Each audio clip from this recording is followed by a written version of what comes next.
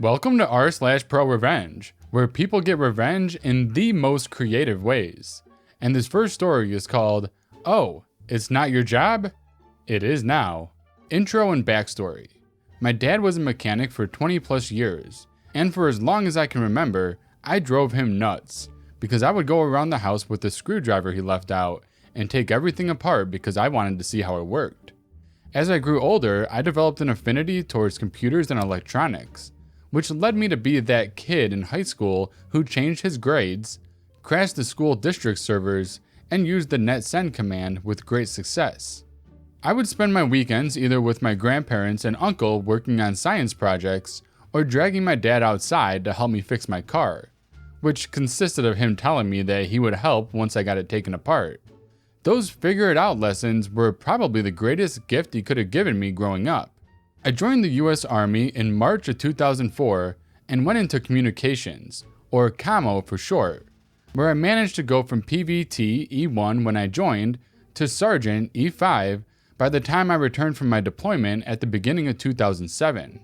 After returning home, I was subsequently transferred from a light infantry unit, walking everywhere, to a mechanized infantry unit, riding in an armored vehicle everywhere, and placed in charge of the battalion commo shop because the current person running the commo shop was scheduled to retire in a few months, and I was the only other NCO.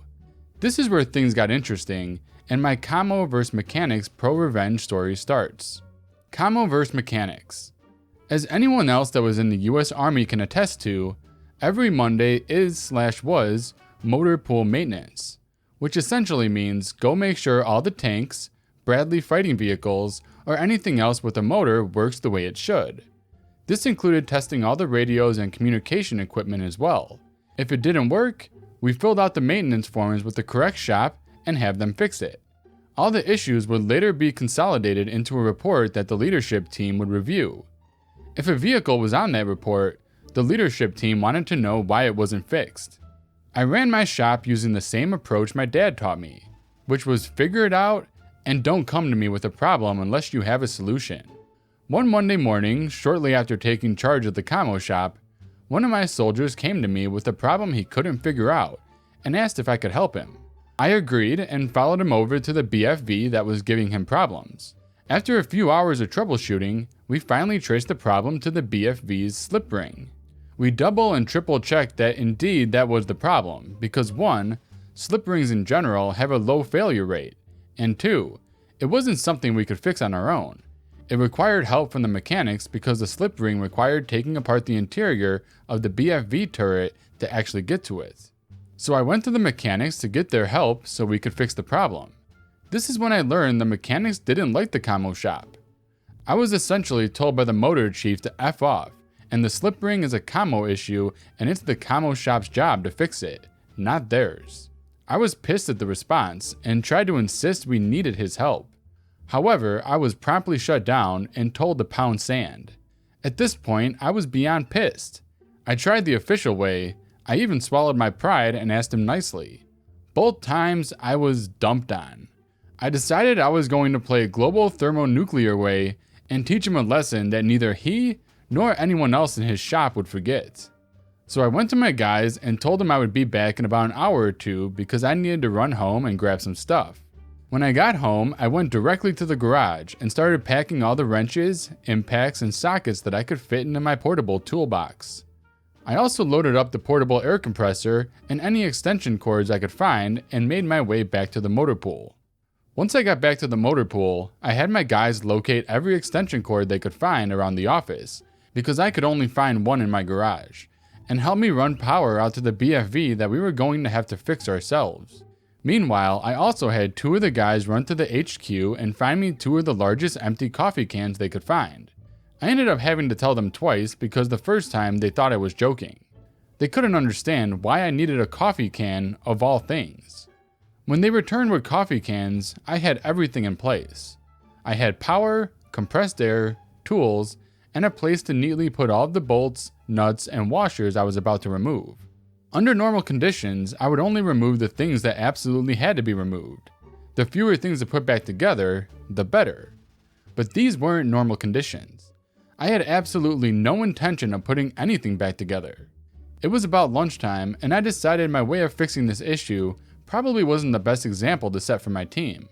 So I sent them to lunch and told them I would handle this issue, so they could focus on other vehicles when they got back. For the next few hours, I proceeded to dismantle every single bolt I could find. I removed seats, interior plates, shelves, pretty much anything that wasn't electrical or commo related got removed. I would then place all the newly removed hardware in the coffee can. By the time I reached the turret, I had filled up both coffee cans with nuts, bolts, and washers, so I had to go find something else to start putting this stuff in. Luckily, we had Ziploc bags by the dozen laying around the office. I grabbed a couple of those and went back to having fun taking apart the BFV. I finally reached the slip ring and managed to luck out. I didn't have to replace the slip ring after all. Turns out one of the mechanics didn't install one of the cable mounts, and one of the commo cables got snagged and subsequently cut. It took me less than 15 minutes at that point to replace the cable and missing cable mount. Of course, the fact that I completely removed everything in the way helped, because now I didn't have to fish the cable through anything. Once I replaced the cable and made sure all the other commo equipment worked, I figured while I had everything taken apart, it would be much easier to fix any other problems they might have been having. All commo systems checked out. My job was done. Everything that I had taken out of the BFV was then gently and neatly stacked in the interior of the BFV. I put the lids on the coffee cans, zipped up the bags, pulled out my trusty Sharpie, and wrote bolts on each of them. Once everything was tidied up, I went off to find the owner of the BFV and let him know his commo issue was fixed, but he should probably have a mechanic look at his BFV because I had to disassemble some, and by some I meant most, of the vehicle in order to get to the part I needed to replace, and I couldn't remember how everything went back together. I stared out of my office window for the rest of the day, waiting for the mechanics to get around to looking at the BFV.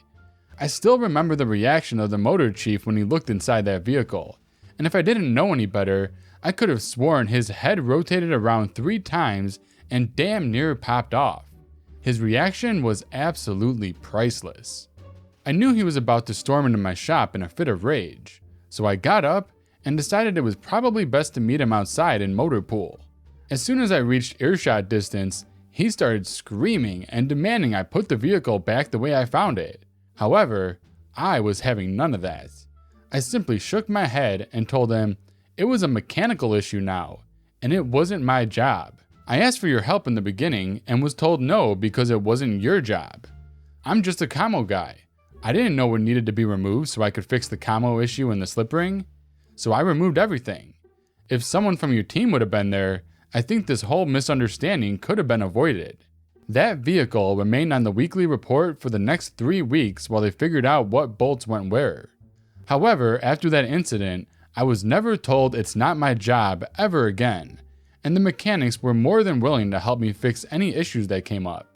By the time I left the unit, we ended up starting to cross-train each other's team members so we could fix things faster as they came up. I'm not gonna lie, this story is super satisfying. Don't want to help on my team? Enjoy putting everything back together with no instructions. This next story is called YOLO Girl Stole My Phone from Scene of Accident and Tried to Extort Money from Me. Was hit by a car while riding my bicycle. My backpack exploded and stuff was thrown everywhere. Witnesses helped me gather everything and police showed up. Someone took a bunch of pictures of the scene on their phone while EMS and police did their thing. Not a bad accident, only bumps and scrapes.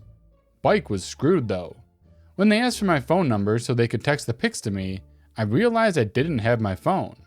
In fact, it was nowhere.